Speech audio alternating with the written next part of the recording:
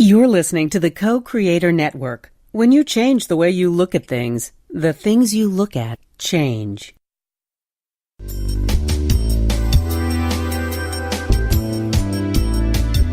Good afternoon. Welcome to Why Shamanism Now, a practical path to authenticity, with your host, Christina Pratt, Director of the Last Mask Center for Shamanic Healing. She's talking about how shamanic skills can bring us to physical, emotional, mental, and spiritual well-being, especially when nothing else can.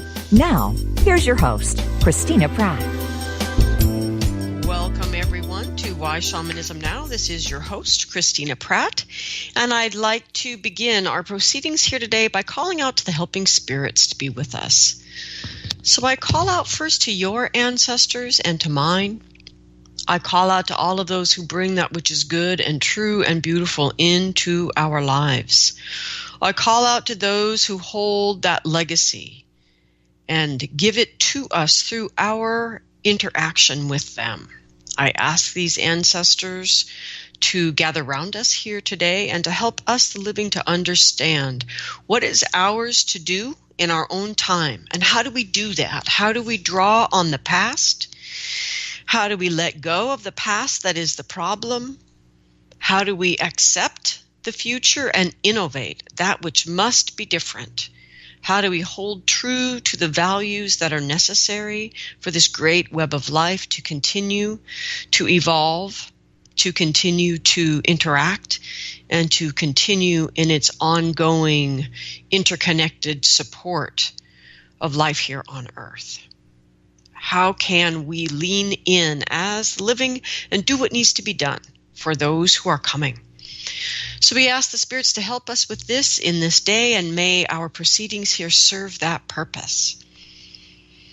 And let us reach through these human ancestors deeper and older and longer into the dreaming, and to call out to those ancestral helping spirits that were here before there were ever humans, to call out all of those other forms of life that are present here on the planet and reach out to these energies, for they are our elders of our elders.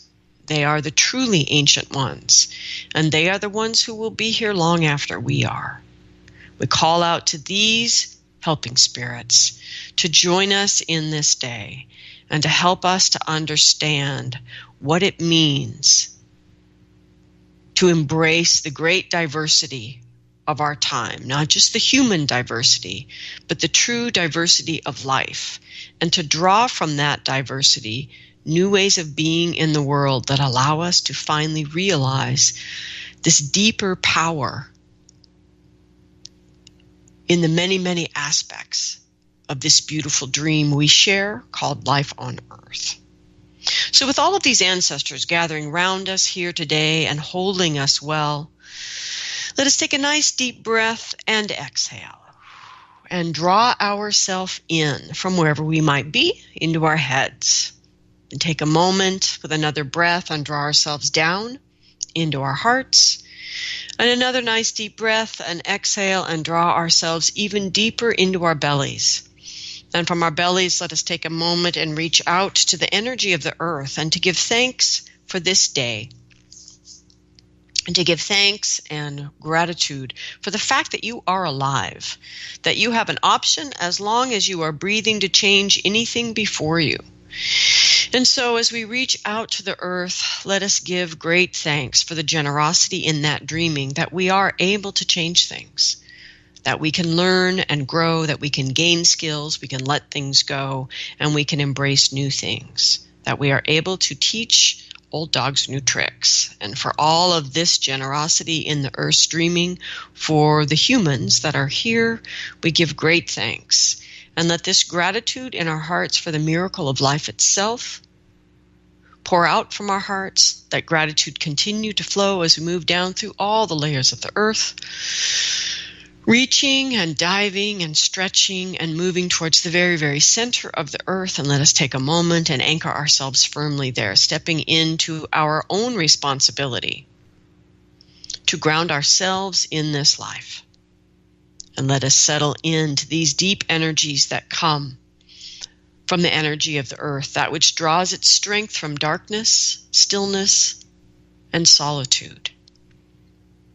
Let us draw on this energy that is before life, before abundance, before the many things here on earth, but that energy which nourishes and sustains it all. Let us reach out to that energy and draw it up into our day and into ourselves, just as we would draw in and truly be refreshed by a fresh, cool, clear mountain spring of water on a hot hike on a very tall mountain from very long extended effort. For many of us feel that way at this time on the earth, that we are tired. We are depleted. Many people are depleted. And it's time for us to sink deeper into the energy of the earth, to draw it up and to learn from the earth, from her wisdom of manifestation, of how to be here in form in a good way, to surrender to our human forms and to understand what do we need to do to replenish, renew, and restore with the energies available here from the earth. So as we set that commitment firmly before us, let us draw the energy of the earth up, settle into our body and into our place, and determine who are we, where do we stand, why do we stand here, what are our values, and to get our sense of home and family and belonging based on the things that truly move our heart, that have true value in our lives. And we reach out to the energy of the earth to teach us about the connection and the interconnection necessary to live in a good way, guided by those values. And let us reach deeper into this earth energy and the nature spirits all around us to help us understand connection and interconnection so that we can better understand all the aspects inside ourselves. That we come in better relationship with each other, better relationship with the other things in the physical world around us, with our environment, better relationship with the invisible world around us, and better relationship with those who are coming. So as we reach out to this possibility, this knowing of our place in this great web of life, may we take a sense of right relationship from our place in the all that is.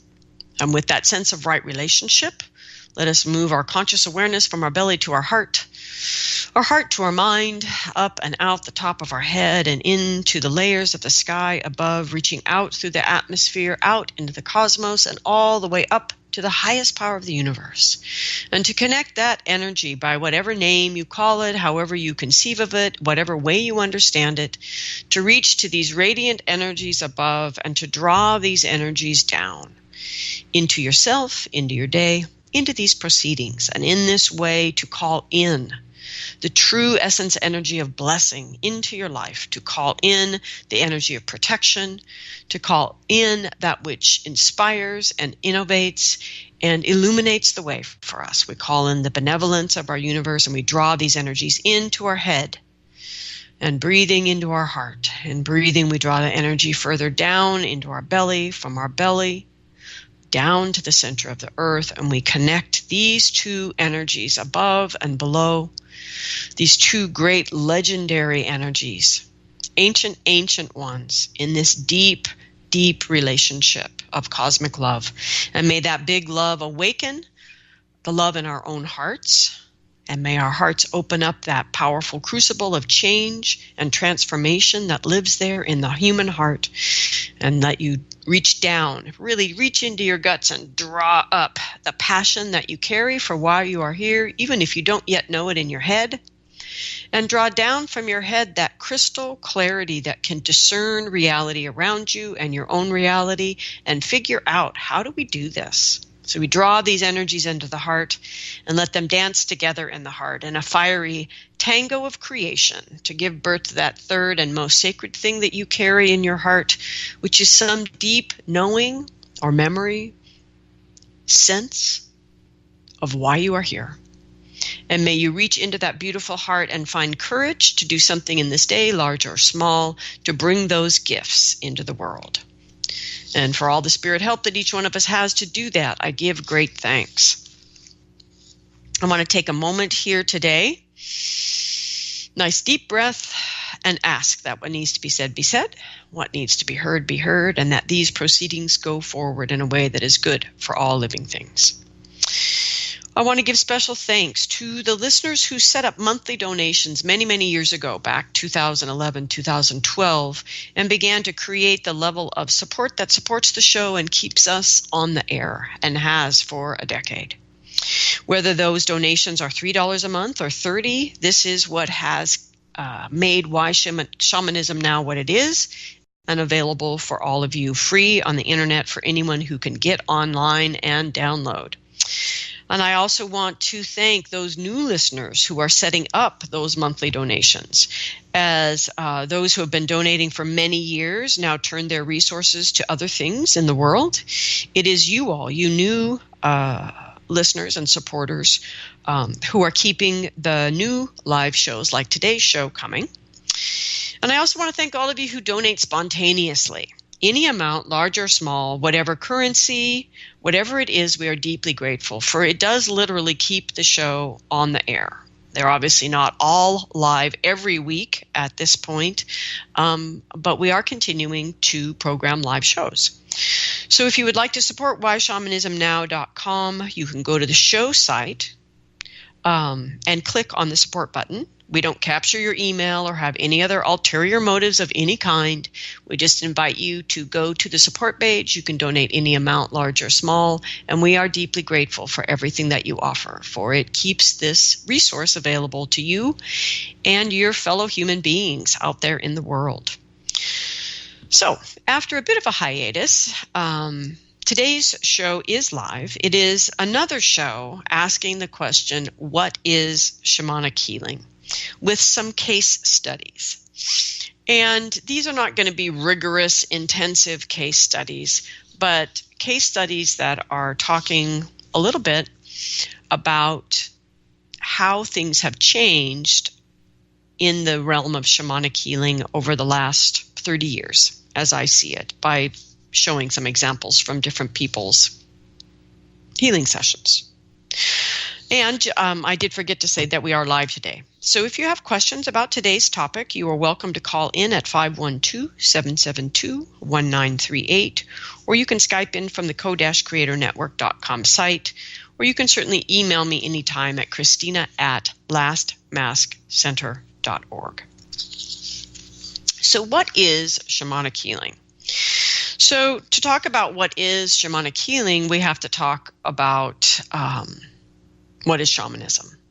Okay, so how do we talk about this today in this age of social media vitriol and opinion that is treated as factual information? How do we talk about this at a time when research has become whatever someone can Google and read in 2 minutes, utterly out of context? Forget about taking time to digest something that is complex or consider it. Consider what something truly means or what the ramifications of that information might be on reality. Western people tend to think that all valuable information can be accessed through the mind, while all the mystery schools and ancient spiritual practices and the history of our ancestors, as well as even contemporary psychedelic use and psychedelic research, tells us again and again and again that much of the information that is most valuable to us to help us to guide our life in a good way can only be gained through experience. This message has been present for humanity from the beginning of humans, and yet we continue to need to be reminded of it day after day. So let me take an example here to illustrate the concept I would like to bring forward today, talking about what is shamanic healing. You know, at a time when there are people, maybe not listening to the show, but people you might be talking to, who would say the use of the word shamanism itself is appropriation. Now, as you know, if you've listened to the show, I actually believe appropriation is real, and there's a whole lot of people doing it. Granted, I don't believe the use of the word shaman, small s, shaman, or shamanism itself is appropriation. So before everybody starts hammering away on their keyboards, complaining, let me introduce to you Dr. John Chen, PhD, pharmacological doctorate, doctor of Oriental medicine, and licensed acupuncturist, and one of the founders, the co-founders of Evergreen Herbs. This is a company you could order herbs from today. So it's a contemporary company. His family, Dr. Chen's family, is filled with 8 generations before him of herbalists in the tradition of Chinese medicine. So that is easily, depending on how you count the years of a generation, from 160 to 200 years of people doing really good work, the deep, sincere practice of Chinese medicine, and in particular, working with Chinese herbs. So Dr. Chen himself is the 9th generation. And so he followed in this family tradition and received a doctorate of Chinese medicine from Beijing. And then he traveled to the United States to obtain a doctorate of pharmacology. Among these other doctorates that he has, he created Evergreen Herbs. And Evergreen Herbs has traditional Chinese formulae in their herbal preparations. They also have non-traditional formula, which is a blend of Chinese herbs and Chinese theory in the blending of the herbs, but with the addition of herbs. Mostly they've been from North America, but as the formulae are evolving, different formulae are being created. They are involving herbs potentially from other continents. Okay.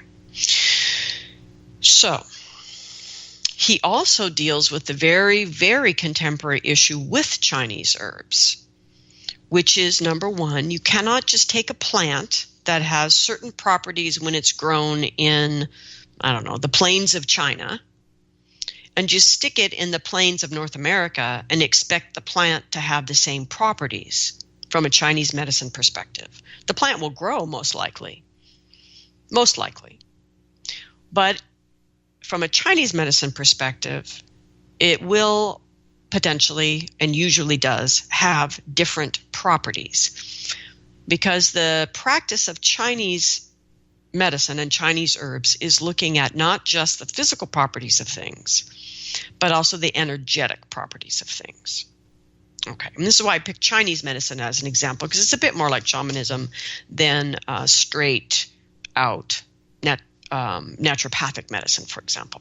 Okay, so anyway, back to the 2 contemporary issues with Chinese herbs. So one would be you cannot just transplant plants to entirely different continents and expect them to behave the same. This is one issue we deal with in the contemporary world. The second issue that we deal with, particularly with Chinese herbs right now, is toxicity. The way in which pesticides, but also just simply human pollution in the water, in the air, in the soil, is polluting the environment in such a way that this toxicity gets incorporated into the plants. How could it not? It's getting incorporated into us as well. So we understand this and have sympathy for the plants, but it also means that taking a lot of tainted herbs is not wise. It's not healthy. And so these are 2 issues that Dr. Chen deals with because he is a contemporary practitioner of traditional Chinese medicine and contemporary pharmacology. Okay, so even with all of this that he's working with, his passionate innovation that he is offering through Evergreen Herbs and his research, his continued research and evolution with herbs, is creating herbal drug interaction disciplines that are designed to transition people off pharmaceuticals while healing the reason the person was on the pharmaceutical in the first place. And this is his passionate mission his soul's purpose, perhaps, an expression of his soul's purpose. And he is offering a very well-researched, very responsible, very deeply sincere way to help people of all cultures and all traditions not only have access to herbs that are clean, but to have access to herbs that may treat allergies in North America similarly in philosophy, but with somewhat different herbs as to the way those allergies would be treated in China. And also then dealing with the issues that we face, those of us who take pharmaceuticals, the issues that we face with pharmaceuticals. And how do we, for example, opiates, how do we make our way off these powerful chemical substances to get ourselves out of the problem of side effects like horrific addiction and still treat the actual reasons we ended up in that pharmacological situation in the first place? So this is a great gift to humanity, right? This is an act of cultural exchange.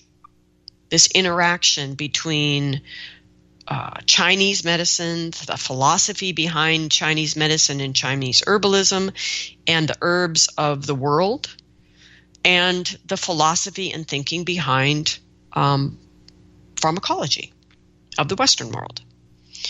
So it is an act of cultural exchange. It is not appropriation.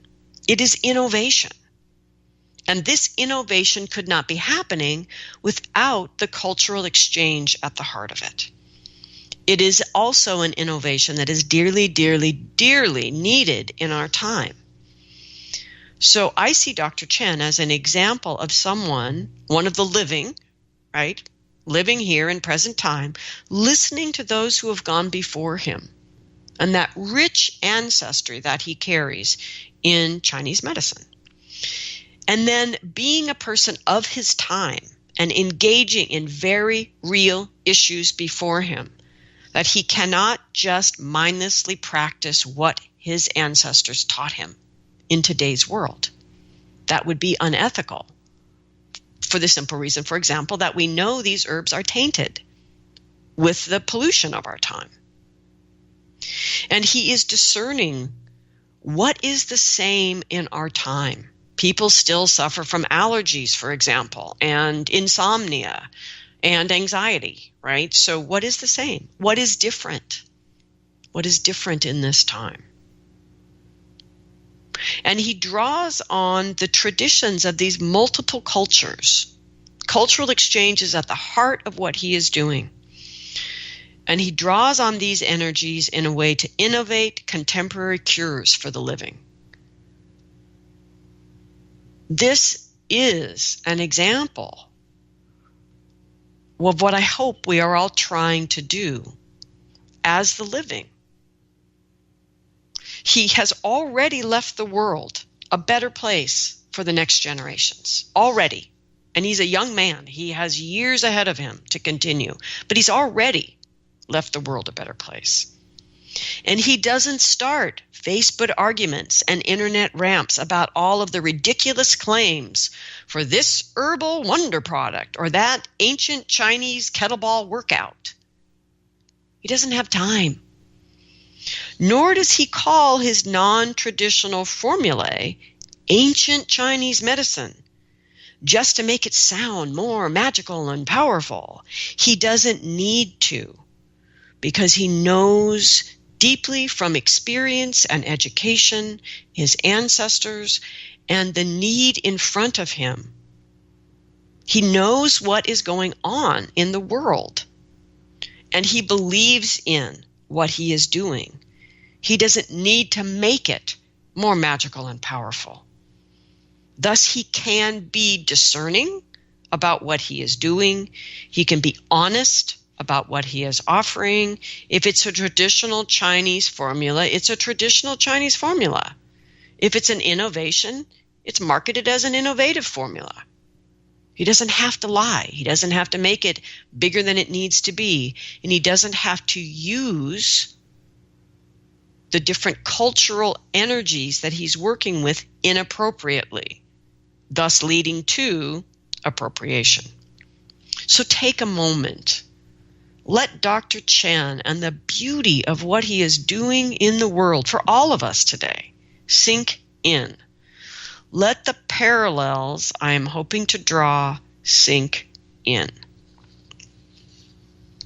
So let me introduce now, as we shift back to shamanism, a couple really simple and sane concepts that seem to be missing largely in conversations about what is shamanism and what is shamanic healing. Okay. So, first off, could we just start using the names of the peoples that we have studied with?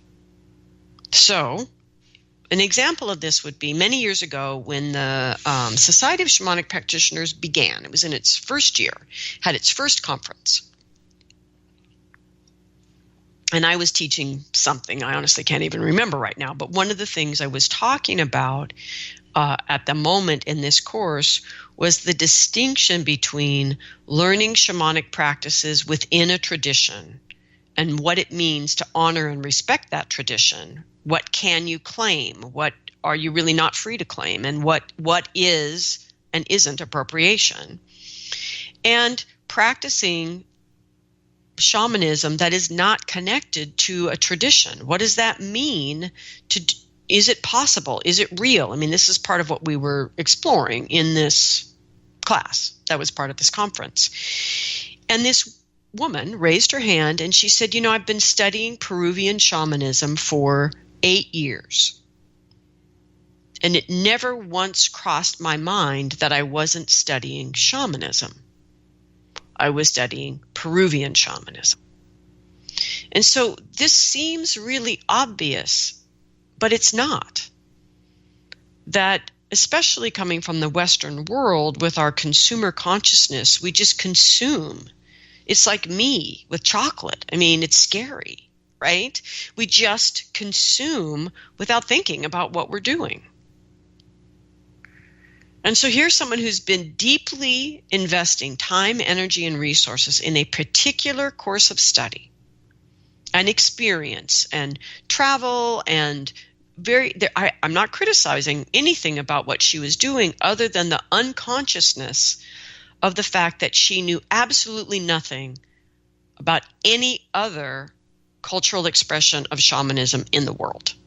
And thus she couldn't really say that she understood or was practicing shamanism as a cultural humanity shared gift that we all have here, that we all share, is the fact that there were first shamans. They did come to their people.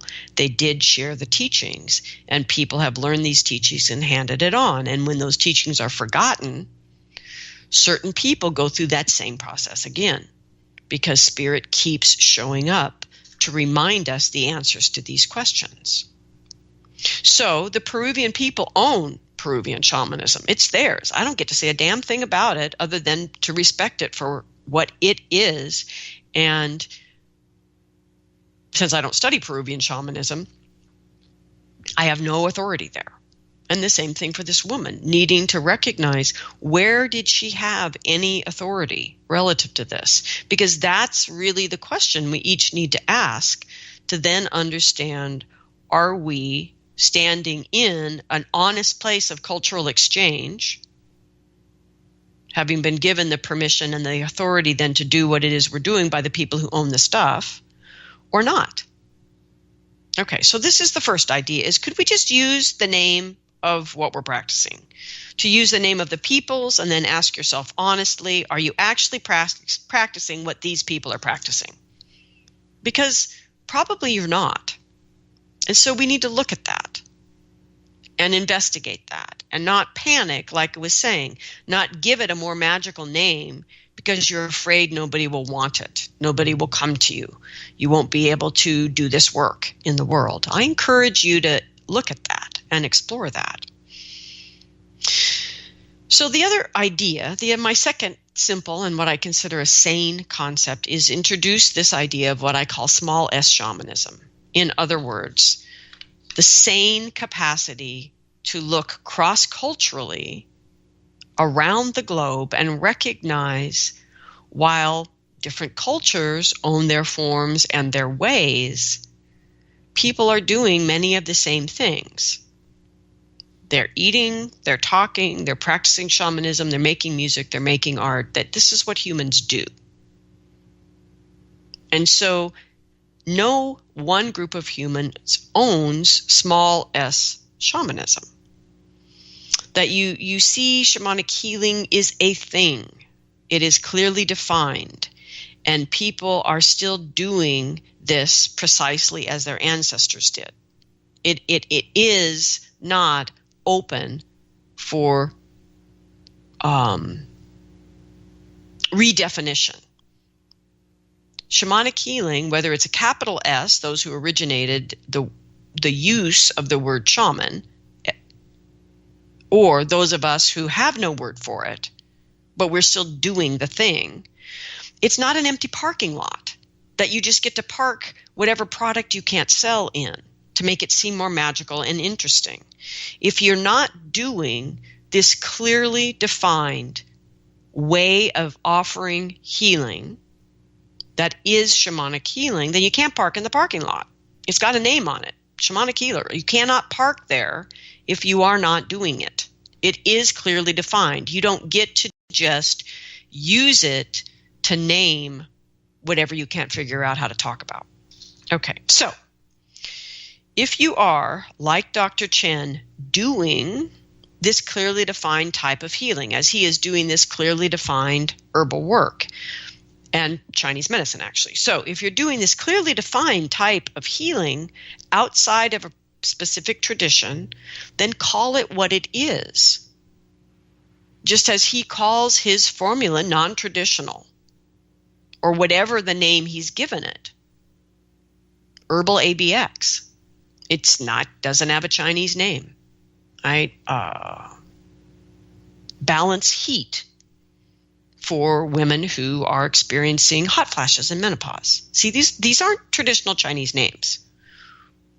These are new names for formula that are not traditional. So think about this, people. This is important. So what is this clearly defined thing called shamanic healing? Okay, we have to go to now large S, capital S shamanism. The word shaman, S-H-A-M-A-N, comes from an oral tradition. Therefore, the exact origin of the word is not precise. It is not precisely known. But the best guess from people who have enough experience and education and authority, right, to guess at this, the guess is that shaman comes from the peoples of northern Asia and is most closely related to Saman, S-A-M-A-N, of the Tungus-speaking hunters and reindeer herders from the Altai Mountains of Siberian Russia. Okay, so it's only these people that get to claim capital S shaman and capital S shamanism, because they are the people who were being studied when the small s shaman, small s shamanism got culturally exchanged into the English and other European languages, French, German, right? So that they had a word to describe this particular set of practices. Okay, so we need to know this, that this doesn't mean that only Siberians are practicing small s shamanism, that they are only practicing Siberian shamanism. In other words, they are doing their practices as Peruvian shamans are practicing Peruvian shamanism. And we don't get to claim by saying we are practicing small s shamanism that we're doing what they're doing. That would be appropriation, and we're not doing that. So we need to know this, and we need to understand that these people and who carry these original traditions that were being researched, right? They are the only ones with authority to say whether or not someone is practicing this large S origin of the word kind of shamanism. And that's okay. And you don't get to appropriate that. Okay, but I have an example for you. I have a dear friend, Christina Harrell. Okay, so Christina Harrell, for reasons that are it's a long and wonderful story, and perhaps I should have her on the show sometime to tell it, but for reasons that were never her intent, but became her intent, she ended up being called to study for many years with Tuvan shamans. So these are in a similar area of the world.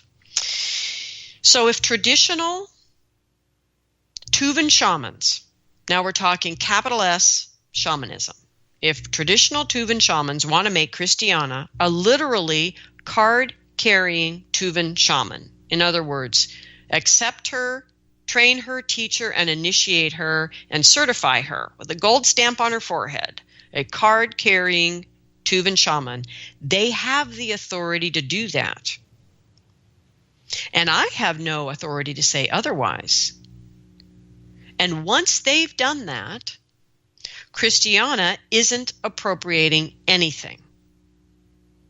And that means you all don't get to carry on about how that's appropriation by definition, because she's a white woman and blah, blah, blah.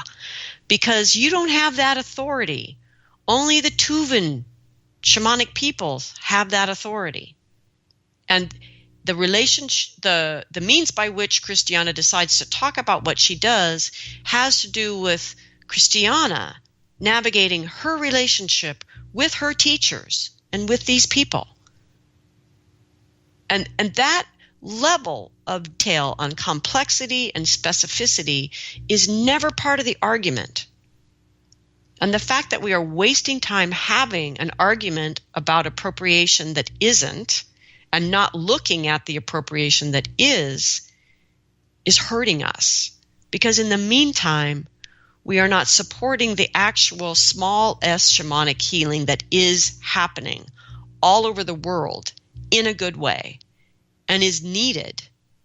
There is no shortage of people that need help, need shamanic help, small s shamanic help. No shortage of people that need it.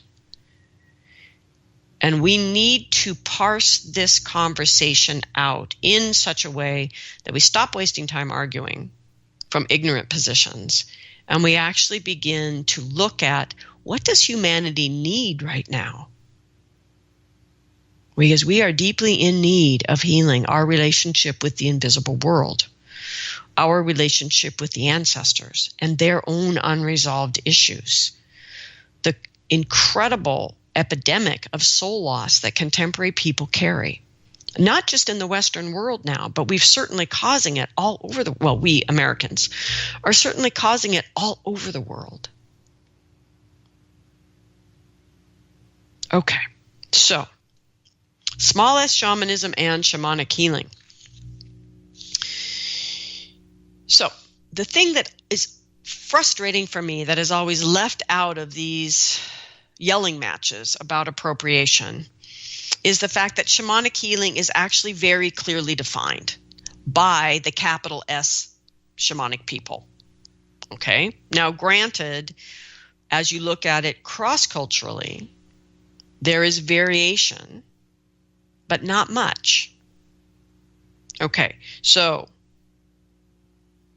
we want to embody the understanding here as we continue to talk about this, that shamanic healing involves journey trance states, which is the classic, I'm using the air quotes now, classic, capital S shamanism. Big drum, beating that drum, shaman is leaving and going on a journey into the invisible world, leaving ordinary reality and going off on a journey to find out what needs to happen and do it. Okay.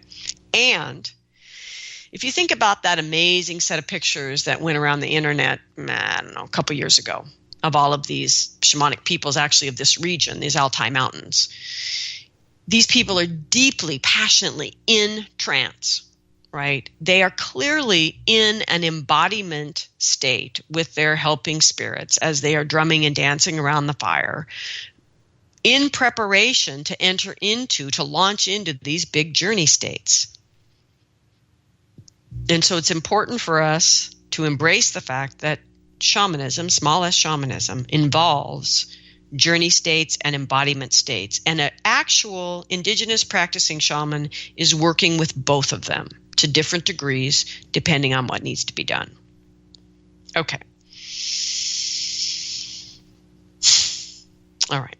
So moving on.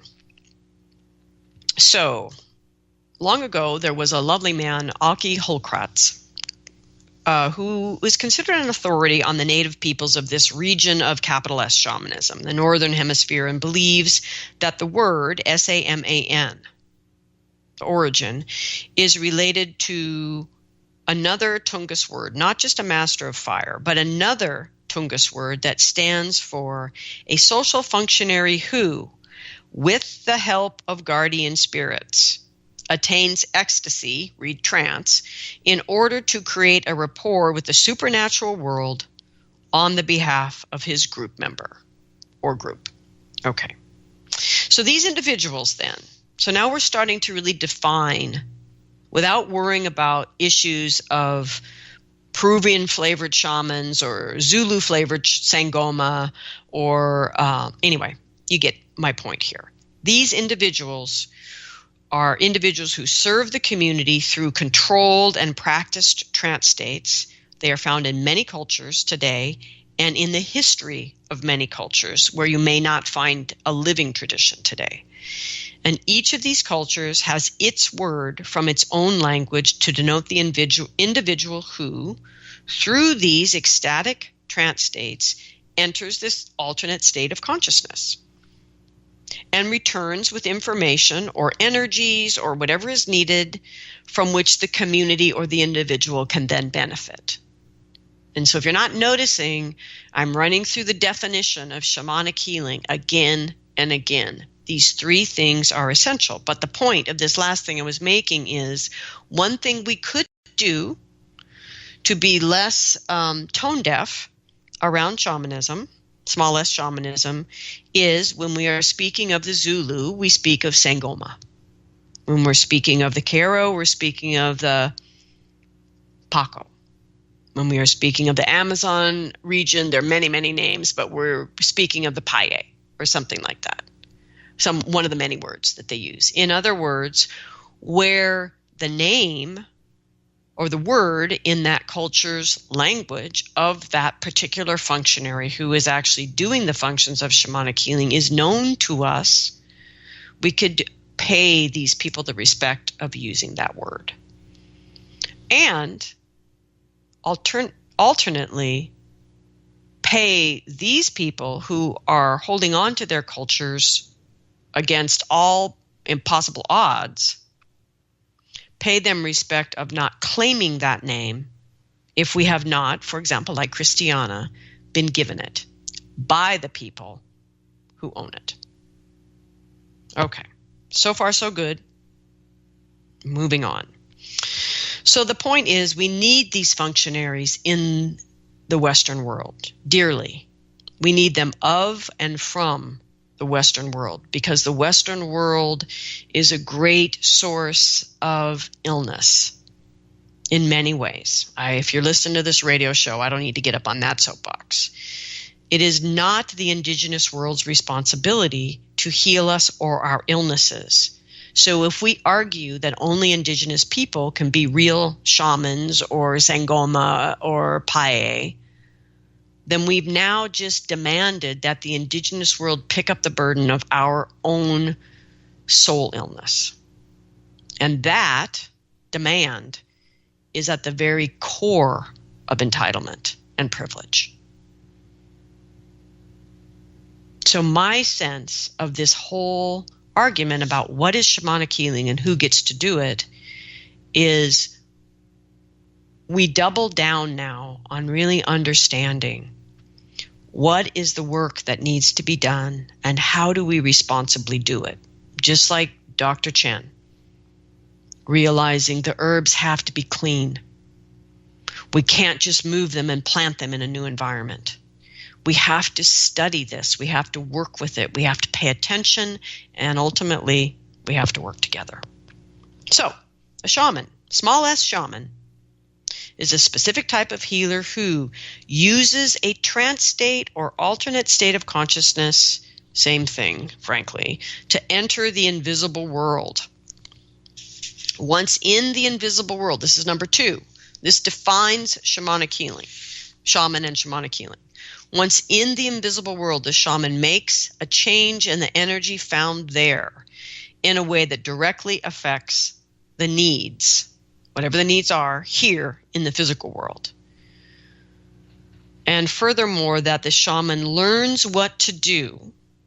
In other words, gains that information in the invisible world through direct contact with, air quotes again, spirits. So in the vernacular, helping spirits. And these helping spirits are, frankly, coherent energy patterns found in the invisible world, but that doesn't sell well.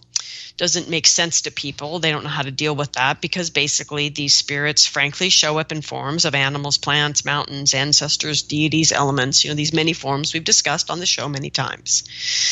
So helping spirits will take many forms, or spirits will take many forms and function as helping spirits. But the point is, there is no shaman without their own personal direct relationship with their own helping spirits.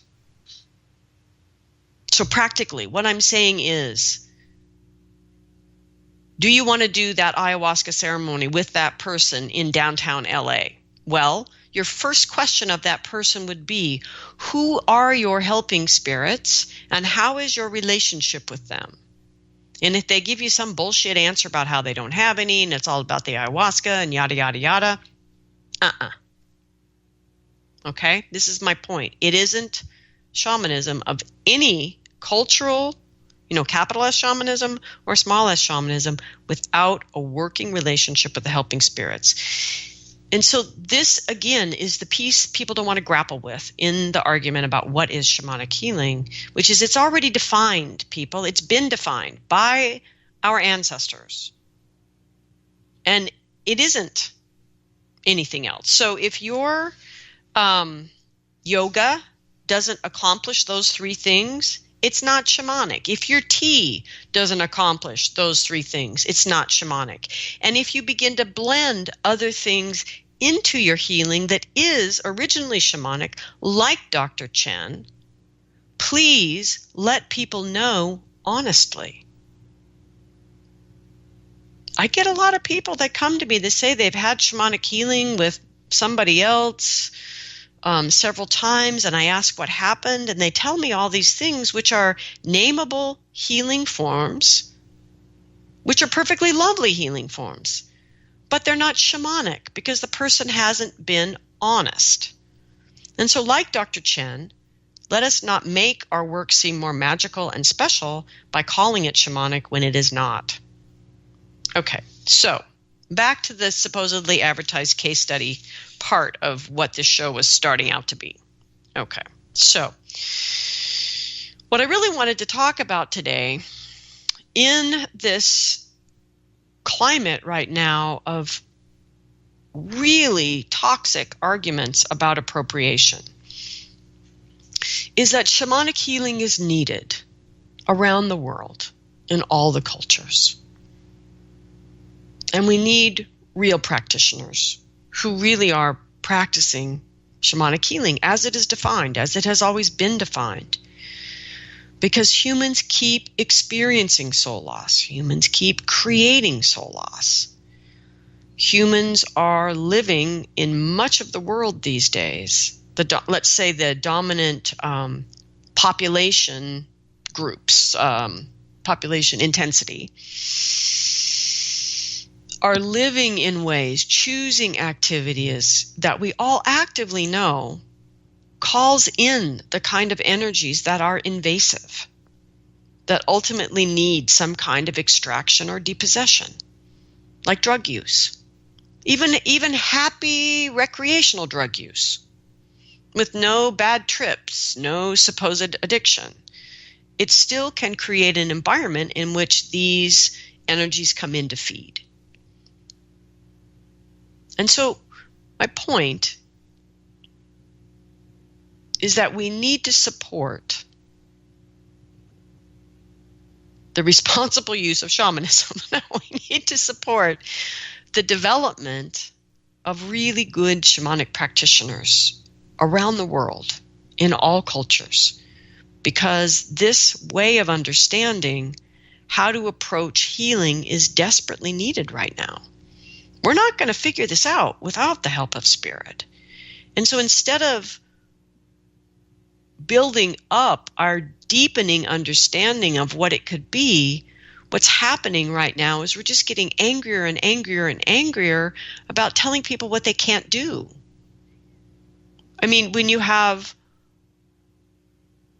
a white presenting person in North America who believes they are supporting the North American indigenous people who would prefer to not be called shamans because they've got their own names for what they're doing, right? And they aren't all doing shamanic healing, so they don't want to be called a shaman. Okay, anyway, this white presenting person thinks they're supporting these indigenous people of North America by telling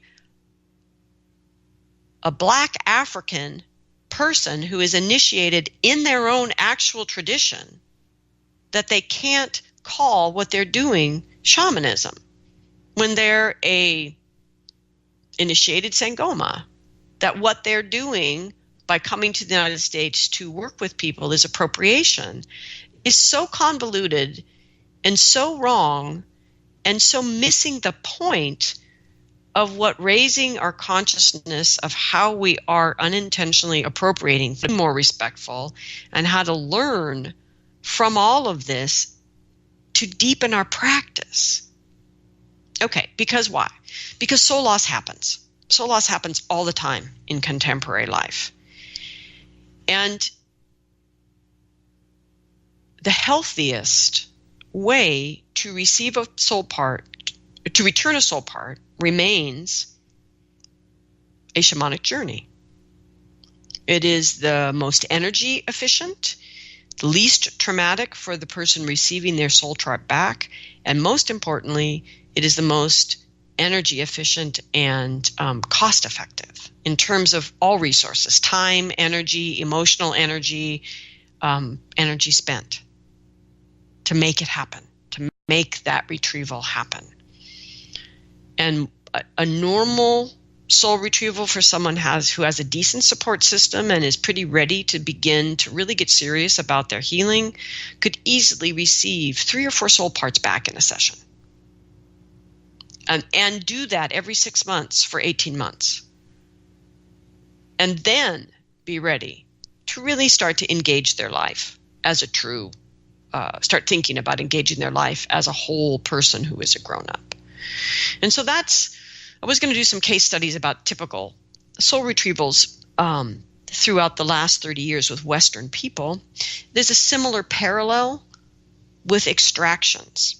What I wanted to end removing energies, the energies of illnesses, the energies of that have been diagnosed as mental illnesses, and other possessing spirits. Back 30 years ago, the most common possessing spirit that I ran into was simply a ghost in a family house that a child who felt alone and neglected made friends with, and then later on in life couldn't get it to go away.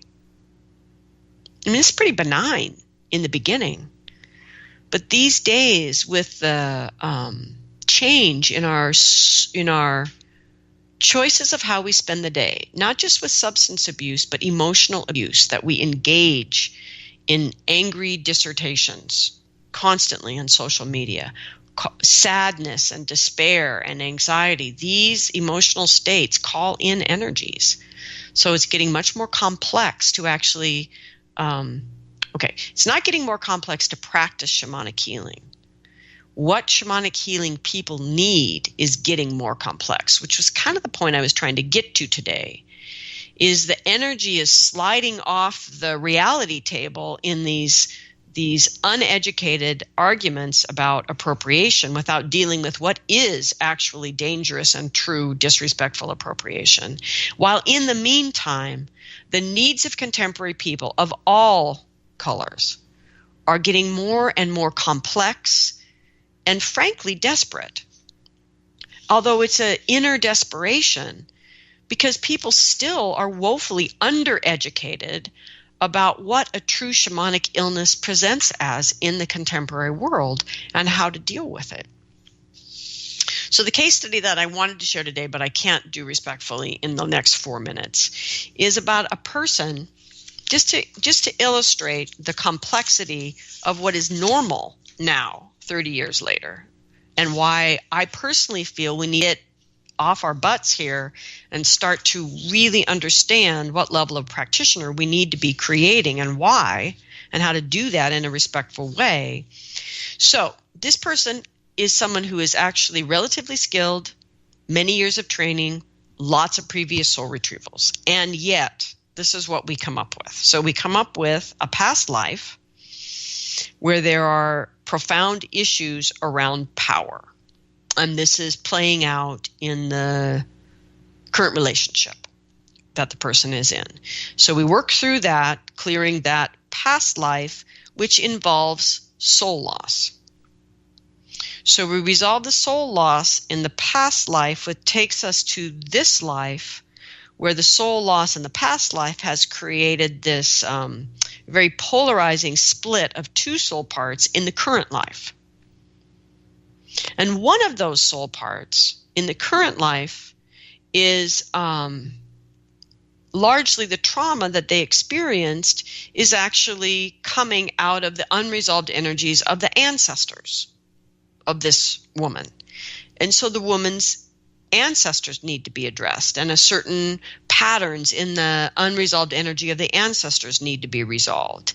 And those patterns need to be made clear to her so she can clear her version of those patterns in her current life, so that then she can reach out to this soul part and be able to integrate her while dealing with the dynamic of the two soul parts that are fairly polarized, while trying to understand, how do I integrate a soul part from a past life? How does that work?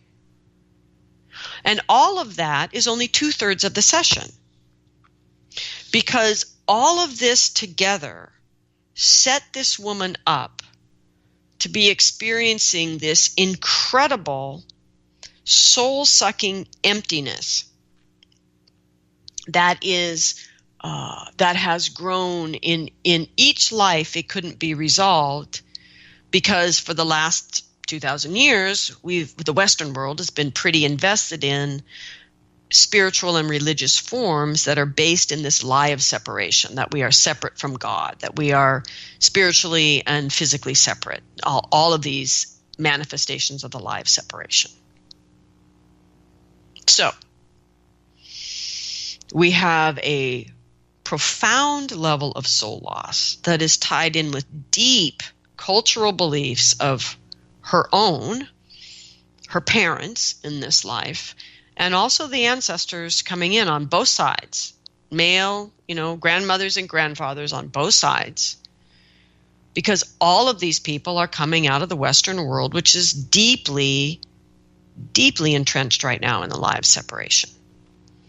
And so this big soul-sucking, soul loss energy is absolutely critical to stop that, to plug that gaping hole through the integration with that soul part, which is challenged because that whole loss itself at that level is supported by the previous things we just talked about.